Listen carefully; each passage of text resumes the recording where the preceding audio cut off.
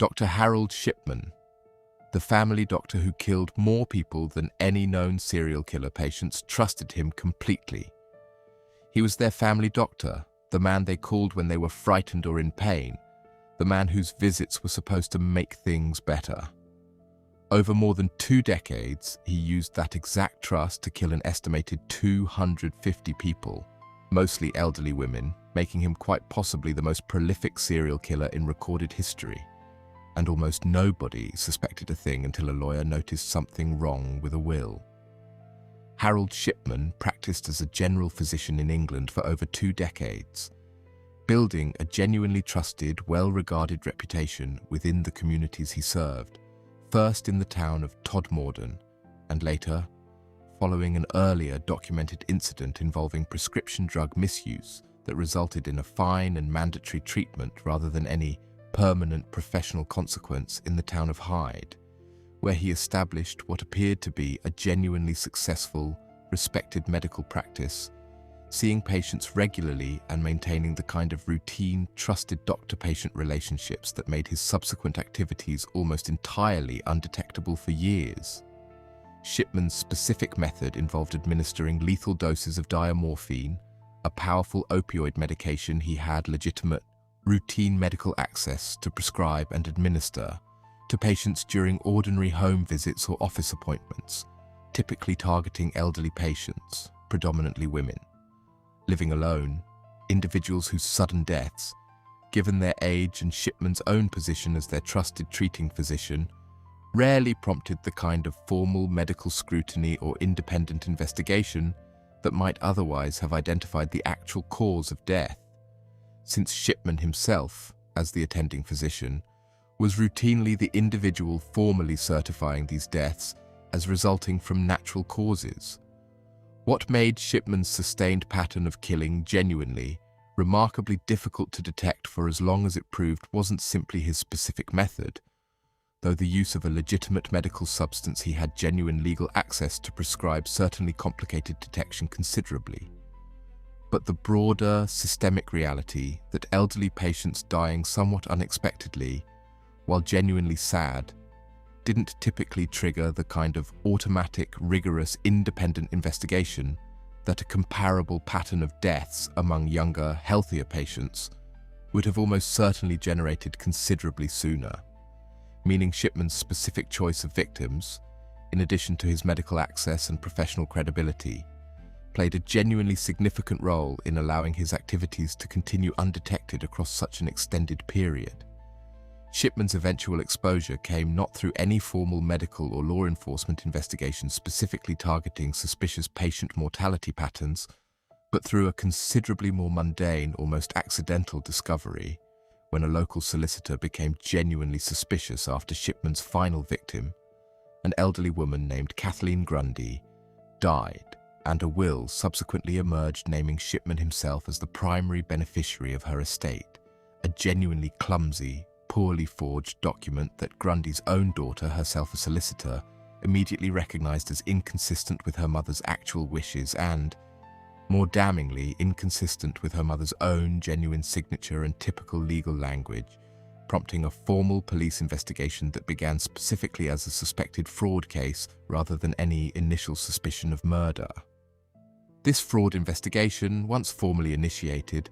led investigators to exhume Grundy's body for forensic examination,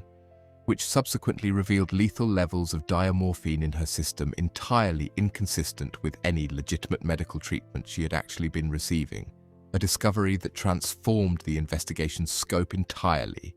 prompting law enforcement to begin a considerably broader review of Shipman's patient mortality records across his entire medical career, ultimately identifying a genuinely disturbing, statistically extraordinary pattern of unexplained patient deaths occurring at a rate dramatically exceeding what any comparable medical practice would typically experience. The subsequent formal investigation and trial, which concluded in 2000, formally convicted Shipman of 15 specific murders, representing only a portion of the total number of deaths investigators and a subsequent formal public inquiry ultimately attributed to him, With the formal Shipman inquiry, a comprehensive government investigation conducted following his conviction specifically to establish the actual full scope of his killing, eventually concluding Shipman was likely responsible for the deaths of approximately 215 patients across his entire medical career, with some estimates suggesting the true total may have been considerably higher still, a scale that, if accurate, would establish Shipman as quite possibly the most prolific serial killer formerly documented in recorded history, exceeding the confirmed victim counts of virtually every other historically documented serial offender by a considerable margin.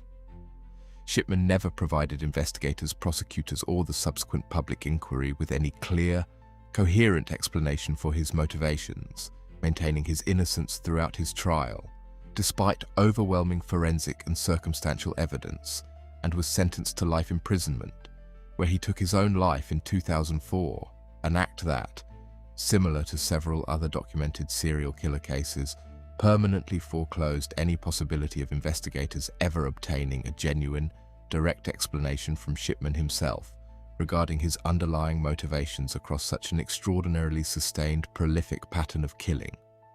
The Shipman case produced genuinely significant, lasting reforms within British medical practice and death certification procedures,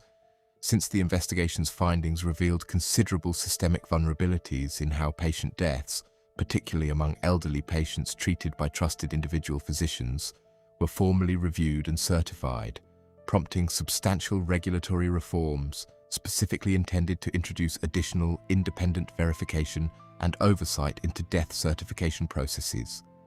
Reforms directly, explicitly informed by the specific systemic gaps Shipman's own extended, undetected killing pattern had so devastatingly exposed. What makes Shipman's case endure as one of history's most significant and genuinely disturbing examples of medical betrayal isn't simply the staggering scale of his documented killing, extraordinary as that scale genuinely remains even relative to history's other most prolific documented serial killers, but the specific, deeply unsettling nature of the trust he so systematically exploited,